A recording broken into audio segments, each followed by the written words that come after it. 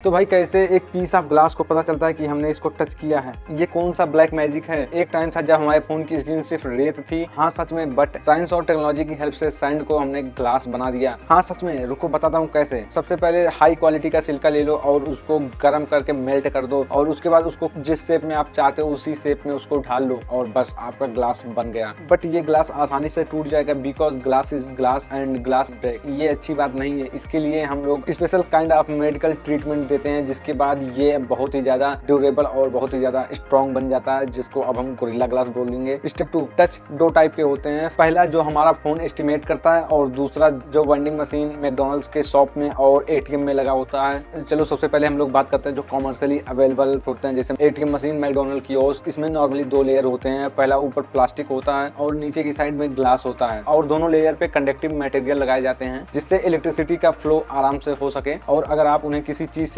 जोड़ देते हैं तो हमारा टच रिस्पॉन्स करता है। मींस जब सर्किट पूरा होता है तो हमारा टच स्क्रीन काम करता है। बट उनको कैसे पता चलता है हमने कहाँ पर टच किया है और उनको क्या चीज फंक्शन करनी है? ये टच स्क्रीन ग्रिड पैटर्न पे काम करते हैं। मींस जहाँ पर आप टच करोगे वहां से कुछ इलेक्ट्रिसिटी प्रोसेसर के पास जाएगी और प्रोसेसर उस स्क्रीन पे क्या है उसको मैच करता है और उसको एज ए टच रजिस्टर करता है। बहुत बढ़िया। आप जान गए हो कि नॉर्मली टच स्क्रीन कैसे काम करते हैं। बट ये टच स्क्रीन ज्यादा रिस्पॉन्सिव नहीं होती। इसको यूज करते टाइम हमको बहुत ज्यादा प्रेशर देके सारी चीजें करनी होती हैं। बट ये बहुत ही टिकाऊ होता है और बहुत ज्यादा समय तक चलता है। इसीलिए जितनी भी बड़ी बड़ी कंपनियां वो सारी इसी का यूज करते हैं और इसको जल्दी मेंटेनेंस करने की जरूरत भी नहीं पड़ती। दूसरा टाइप वो है जो हम लोग अपने स्मार्टफोन, टैबलेट, लैपटॉप इन सारी चीजों में यूज करते हैं। इसमें 4 लेयर होती हैं। इसमें सबसे ऊपर ग्लास होता है जिसको हमने स्टेप 1 में बनाया था, जो कि सिर्फ स्ट्रॉन्ग है। इसके अलावा इसमें और भी कोई खासियत नहीं है। और हम इसके नीचे 2 डायमंड शेप ग्रिड रखते हैं जिसमें से एक सिर्फ इंसुलेटर होता है। और मैं आप लोग को समझाने के लिए इसको कलरफुल कर दे रहा हूँ ताकि आप लोग को पता चले कि दोनों में से कौन अलग अलग है। इस ग्रिड को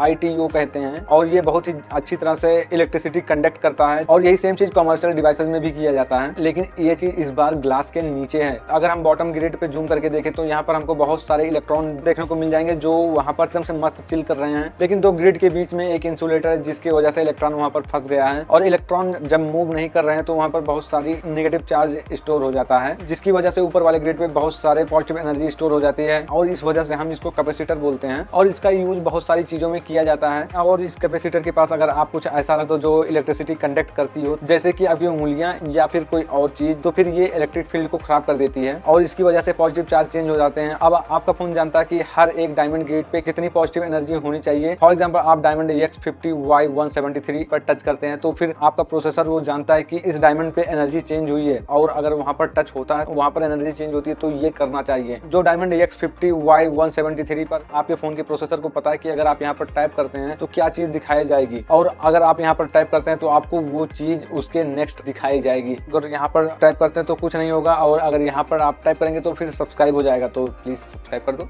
ठीक है, लेकिन अब सवाल ये आता है कि हमारी उंगलियां तो काम करती हैं बट अगर हम ग्लव्स यूज करते हैं तो फिर टच स्क्रीन काम क्यों नहीं करता है? और जब हमारे हाथ भीगे हुए होते हैं तो हमारा फोन इतना अजीब तरीके से क्यों रिस्पॉन्स करता है? क्योंकि हमने जैसे पहले बताया कि हमारी उंगलियां जो होती हैं वो इलेक्ट्रिसिटी कंडक्ट करते हैं और जब हम ग्लव्स पहन लेते हैं तो फिर वो एक सील की तरह काम करता है, जिसकी वजह से इलेक्ट्रिसिटी का फ्लो नहीं हो पाता, जिसकी वजह से इलेक्ट्रिक फील्ड में कोई चेंज नहीं आता और वहां पर टच रिस्पॉन्स नहीं करता। जैसा कि वाटर है इलेक्ट्रिसिटी कंडक्ट करता है और जब आपकी उंगलियां भीगी हुई होती हैं या फिर आपकी स्क्रीन पर कुछ पानी की छींटें पड़ी होती हैं और आप टच करते हो तो फिर वो मल्टीपल जगहों पे वो टच रिस्पॉन्स करता है। तो हमारे फोन का प्रोसेसर कंफ्यूज हो जाता है कि कौन से इलेक्ट्रिसिटी चेंज को हम कंडक्ट करें और उसको रिजल्ट दिखाएं। तो अब आप लोग को पता चल गया होगा कि टच स्क्रीन काम कैसे करती है। बट क्या आप लोग को पता है कि एक डिस्प्ले पे जो कलर्स आते हैं वो किस तरह से आते हैं? अगर हम अपने फोन के डिस्प्ले को जूम इन करें तो एक पिक्सल दिखेगा और एक पिक्सल में 3 छोटी छोटी LEDs लगी होती हैं, रेड, ग्रीन और ब्लू, और इन सबके एक एक डिमर लगे होते हैं। रेड कलर जलानी है तो फिर ग्रीन और ब्लू कलर ऑफ रहेगा और अगर आपकी स्क्रीन को पर्पल करना है तो